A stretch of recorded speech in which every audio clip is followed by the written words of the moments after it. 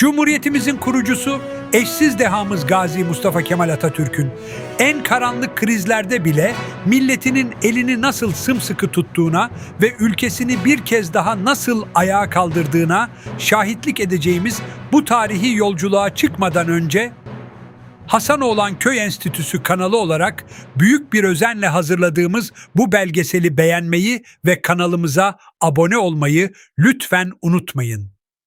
Hazırsanız, Ulu Önderimizin izindeki yolculuğumuz başlıyor.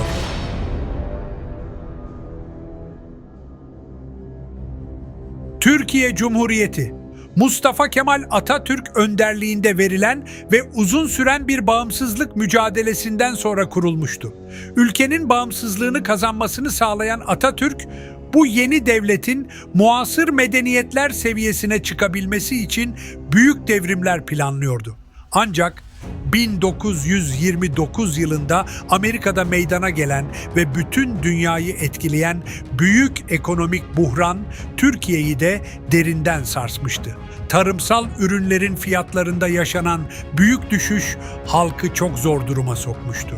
Tam bu kriz ortamında muhalefetin meşru bir zeminde dile getirilmesi için kurulan Serbest Cumhuriyet Fırkası, kısa sürede inkılap karşıtlarının yöneldiği bir müessese haline gelince, 17 Kasım 1930 tarihinde bizzat kurucusu tarafından kapatıldı.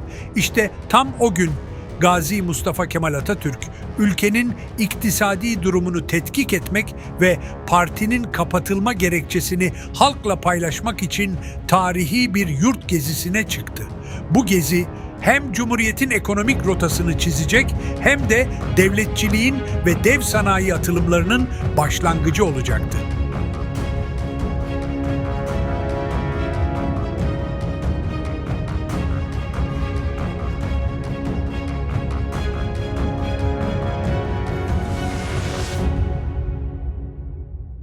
Ulu Önder Atatürk, milletiyle daha yakından temas kurmak, uzun süren savaşlardan yeni çıkmış olan halka moral vermek ve yaptığı devrimlerin uygulanışını yerinde görmek için sık sık yurt gezilerine çıkmıştır.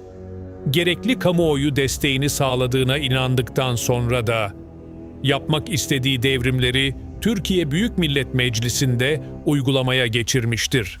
Ancak bilhassa 1923 ile 1928 yılları arasında yoğun bir şekilde gerçekleştirilen bu devrimler, toplumun hızlı bir dönüşümünü amaçlarken, beraberinde düzenlemelere karşı olan belli bir kitleyi de ortaya çıkarmıştır. Hatta bu süreçte Atatürk, milli mücadele yıllarında birlikte hareket ettiği Kazım Karabekir, Rauf Orbay, Refet Bele ve Ali Fuat Cebesoy gibi isimlerin zaman zaman tepkisiyle de karşılaşmıştır. Bu siyasi ayrılık 17 Kasım 1924 tarihinde Terakkiperver Cumhuriyet Fırkası'nın kurulmasıyla sonuçlanmıştır.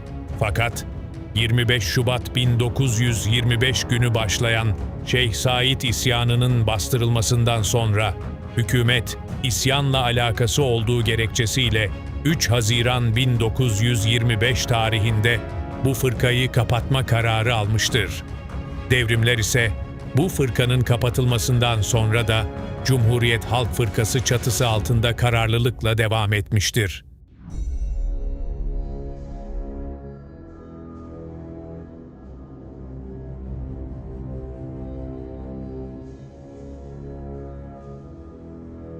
Türkiye çağdaşlaşma yolunda hızla ilerlerken, 1929 yılında Amerika'da patlak veren büyük ekonomik buhran, tüm dünyayı olduğu gibi genç cumhuriyeti de vurmuştur. Atatürk, tek parti yönetiminin denetlenebilmesi, ülkenin krizden çıkabilmesi ve halkın tepkisinin meclis çatısı altında dile getirilebilmesi amacıyla yeni bir muhalefet partisinin kurulmasını öngörmüştür. Bu görev, Paris Büyükelçisi Fethi Bey'e verilmiş ve 12 Ağustos 1930 tarihinde Serbest Cumhuriyet Fırkası kurulmuştur.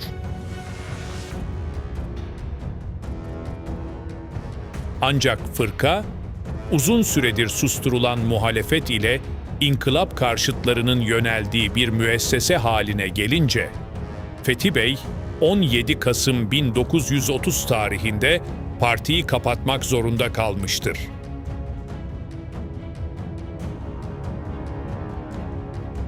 Gezi'nin başlangıç gününün fırkanın kapatıldığı günle aynı olması tesadüf değildir.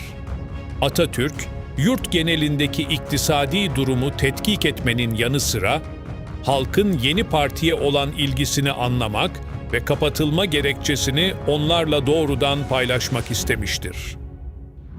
17 Kasım 1930 tarihinde başlayıp 3 Mart 1931 tarihine kadar devam eden bu gezi, 2 bölümden oluşmuştur. Gezinin Trakya kısmı devam ederken meydana gelen Menemen olayı ise, fırkanın kapatılmasının ne kadar isabetli bir karar olduğunu göstermesinin yanı sıra, halkın cumhuriyeti kuran iradeye verdiği toplumsal desteği göstermesi bakımından da önemli bir gelişme olmuştur.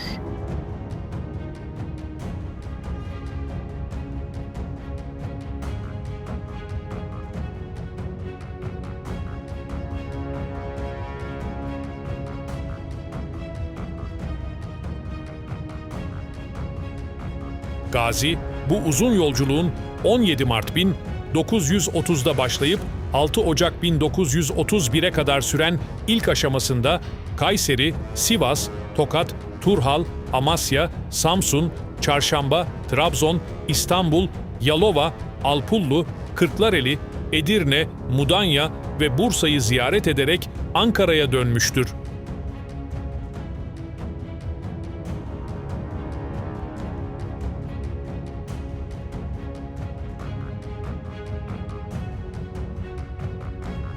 ...25 Ocak 1931'de başlayan ikinci aşamasında ise Eskişehir, Kütahya, Afyon, Uşak, İzmir, Aydın, Denizli, Balıkesir, Antalya, Silifke, Mersin, Adana, Malatya, Dörtyol ve Konya'yı dolaşmıştır.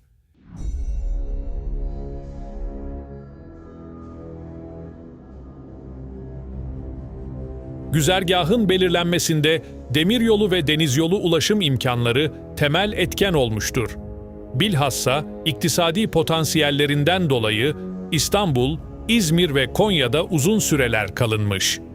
Buralarda o ana kadar elde edilen veriler titizlikle değerlendirilmiştir. Atatürk yalnız değildi.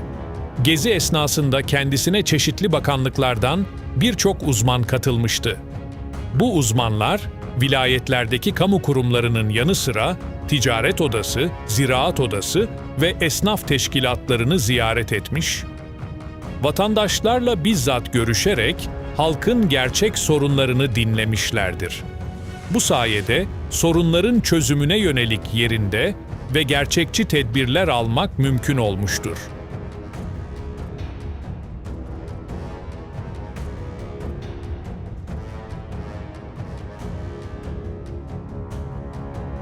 Atatürk, sanayisi gelişmemiş ve iktisadi hayatı çiftçiye dayanan ülkenin krizden kısa sürede çıkması için öncelikle kooperatifleşmeyi özendirici tarihi konuşmalar yapmıştır. Ancak Gezi'nin en büyük ve en önemli iktisadi sonucu, devletçilik ilkesinin 1931 yılında toplanan 3. Cumhuriyet Halk Fırkası Kongresi'nde parti programına dahil edilmesidir. Devletçiliğin ekonomi politikası olarak benimsenmesinin ardından 1933 yılındaki 1. 5 yıllık plan yürürlüğe konmuştur. Bu plan kapsamında Malatya, Kayseri ve Bursa'da dokuma fabrikaları, Gemlik'te ipek, İzmit'te kağıt, Paşabahçe'de cam ve şişe fabrikaları açılmış. Karabük'te ağır sanayinin temelleri atılmıştır. Ayrıca yeraltı zenginliklerini değerlendirmek için Sümerbank ve Etibank faaliyete geçirilmiş. Vergiler yeniden düzenlenerek ülke ticareti canlandırılmıştır. Gezi'nin sosyal ve kültürel etkileri de en az ekonomideki kadar köklü olmuştur. Atatürk Gezi kapsamında Cumhuriyet Halk Fırkası binalarını ve Türk ocaklarını ziyaret ederek halkla temas kurmuş. Yapılması gereken inkılapların ancak vatandaşların fırkanın etrafında birleşmesiyle mümkün olacağını anlatmıştır. Başlangıçta bu ocaklardan övgüyle söz etse de, Aydın Türk Ocağı'nda gördüğü manzara ile Adana ve Mersin'de karşılaştığı durumlar fikrini değiştirmiştir. Yapılan inkılapların halka yeterince anlatılamadığını gören Atatürk'ün kararıyla, gezinin tamamlanmasından bir süre sonra Türk ocakları kapatılmış, yerine halk evleri açılmıştır. Halk evlerinden beklenen en büyük görev, Cumhuriyet ideolojisini benimsemiş bireyler yetiştirmek ve bu değerlere sahip yeni bir toplum inşa etmek olmuştur. 1930 ile 1931 yılları arasındaki bu büyük Anadolu gezisi sadece bir denetim turu değil, genç cumhuriyetin kaderini yeniden yazan bir dönüm noktasıdır.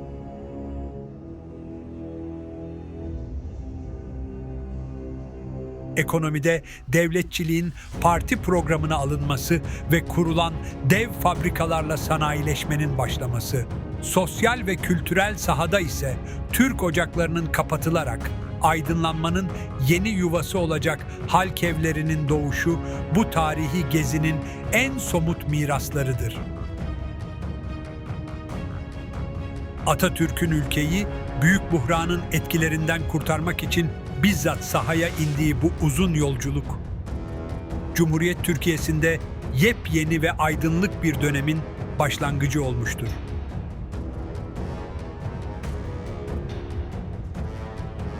Ulu önderimiz sadece savaş meydanlarında değil, iktisadi ve sosyal buhranlarda da eşsiz vizyonuyla bu millete her zaman en doğru yolu göstermiş, uzun süren savaşlardan yorgun düşmüş halkına umut ve aydınlık aşılamıştır. Onun milletine duyduğu bu sonsuz sevgi ve güven bugün bile yolumuzu aydınlatmaya devam etmektedir. Tarihin akışını değiştiren bu önemli dönemi detaylarıyla incelediğimiz videomuzu izlediğiniz için teşekkür ederiz. Hasanoğlan Köy Enstitüsü kanalı olarak Cumhuriyet'in eğitim ve aydınlanma meşalesini taşımaya, tarihimizin gizli kalmış gerçeklerini sizlerle buluşturmaya devam edeceğiz. Emeğimize destek olmak için videoyu beğenmeyi, düşüncelerinizi yorumlarda bizimle paylaşmayı ve kanalımıza abone olmayı lütfen unutmayın. Yeni bir tarihi belgeselde görüşmek üzere. Hoşça kalın.